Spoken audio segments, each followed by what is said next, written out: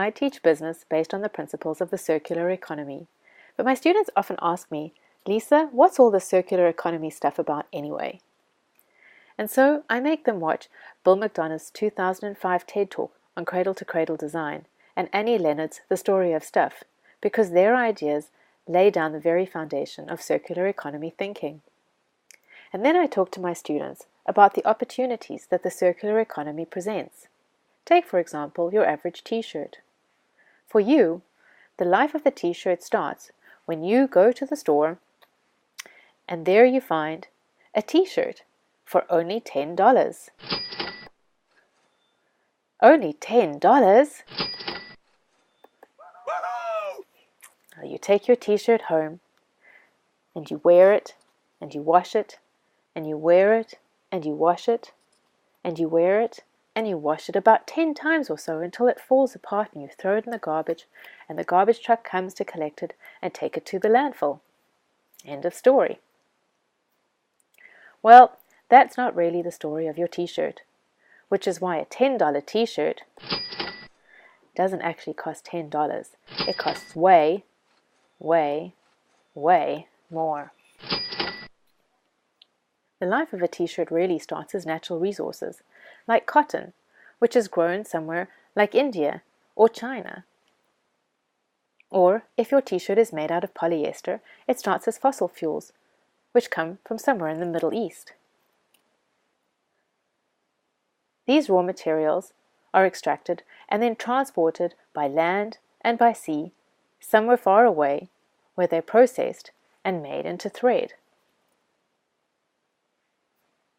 The thread is then transported by land and sea somewhere else, where it's made into fabric. And then the fabric is transported by land and sea somewhere else, where it's made into clothing. The clothing is transported by land and sea to our country, where it makes its way across the country to where your shirt is unpacked and placed on the shelf.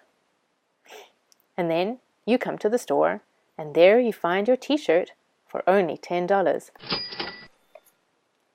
And so you take your shirt home, and you wear it, and you wash it, and you wear it, and you wash it, and you wear it and wash it about 10 times or so until it falls apart, and you throw it in the garbage, which is where it sits, until the garbage truck comes to collect it and take it to the landfill, along with about 12 million tons of textile waste a year, where the biodegradable mass sits trapped amongst the non-biodegradable mass, forming toxic gases and sludge, contributing as it breaks down over up to 40 years to groundwater and air contamination and climate change.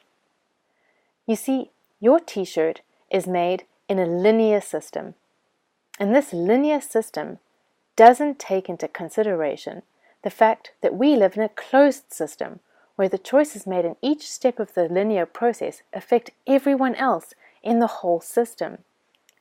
So your $10 T-shirt doesn't actually cost $10. It costs way, way, way more.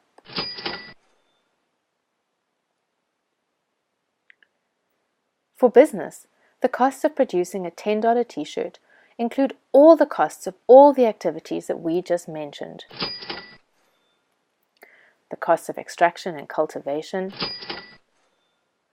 the costs of transportation by land and by sea again and again and again, the costs of fuel and equipment. And bear in mind that to make a T-shirt to sell for $10, you actually have to make a lot of T-shirts to earn enough revenue per T-shirt just to survive. That means you have to spread the thread as thinly as possible over as many T-shirts as possible, and you also need a lot of workers earning very little, and you need to spend a lot of money finding factories that use safe and fair labor practices. Or you have to pay a lot in lost revenue and damaged reputation when you don't actually spend all that much on ensuring your factories are safe and fair. And making T-shirts produces a lot of waste. You have to pay a lot to have this waste removed, and even more if you want it shipped far away. And with new landfill restrictions and producer responsibility legislation, you have to pay a lot for not only disposing of your waste, but for the waste that your packaging will produce as well. And big stores cost a lot in land and staff and maintenance. When you decide to lower your prices, you need to do more of all of these things to earn enough money just to survive. And for government, the costs of letting businesses make $10 T-shirts are extremely high. When businesses spend money on resources, services, and goods overseas, that's money leaving the country, taking with it jobs for our citizens and taxes that keep the economy running. And goods being shipped across the country puts strain on our roadways, so our roads constantly need to be built and improved and maintained. Transporting goods across the country also means carbon constantly being pumped into the atmosphere, and this needs constant monitoring and legislation. Government needs to put aside huge tracts of land for waste and expensive processes in place for handling the toxins that decomposing waste releases. This means that you, the customer, don't actually pay $10 for your $10 T-shirt. Since the quantity and the quality of fabric in your shirt is the lowest that the business could afford to use in your shirt to eke out a profit just to survive, your shirt lasts only about 10 washes before it falls apart. So you actually have to buy a new T-shirt every 2 months if you want to wear a clean shirt just once a week. That's if it even lasts that long, because poor quality means that your T-shirt rips easily, often before you've even brought it home from the store.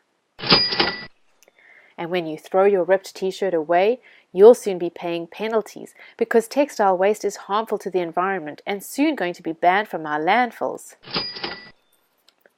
Your gas prices include an environmental fee for the carbon that's being pumped into our air when your T-shirt is shipped around the country.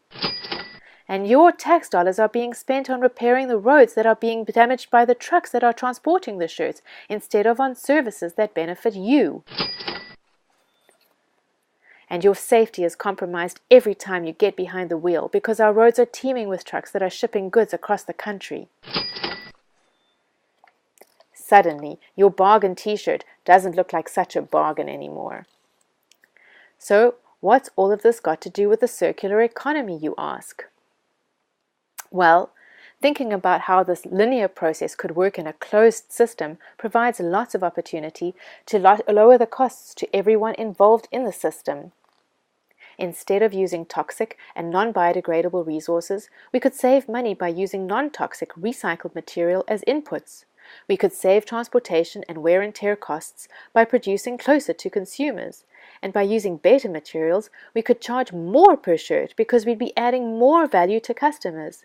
We could prevent disasters and save reputational damage, audit costs, and cleanup fees by producing in safe and fair factories. And consumers could save money if their shirts just lasted longer, and if they didn't have to throw them away, and if they could find alternative uses for their shirts and save on disposal fees and fines. And government could focus less on cleaning up the mess caused by the linear system and instead focus on finding and funding ways to advance society and keep us educated, safe, and healthy. Because at the center of the circular economy is the fact that everything's connected, and decisions made in one part of the system affect every other part of the system. The inputs that we use and how and what we source, how and how far away we ship, how and where we produce, and how we treat people, how much land we use, how much carbon we emit, how much waste we generate, how much damage we do to the water, air, and roads. All of these decisions are interconnected. The good news is that there are so many businesses leading the way towards a circular economy, demonstrating the benefits to be reaped by making good, responsible decisions that positively benefit all other parts of the system. There are lots of arguments that support not changing from the linear system to a circular economy, because the costs of change are high. But remember that the costs of staying the same are even higher, and the savings and benefits from responsible decisions are real. Don't think that if you had to make a responsible decision today that it wouldn't matter, that it's just a drop in the ocean. Every decision that every one of us makes affects every other part of the system. So each step towards a circular economy matters, and if we all take responsible steps and make good decisions in business, in policy, in purchasing, then we all reap the benefits. And that's just good business, good sense, and good karma.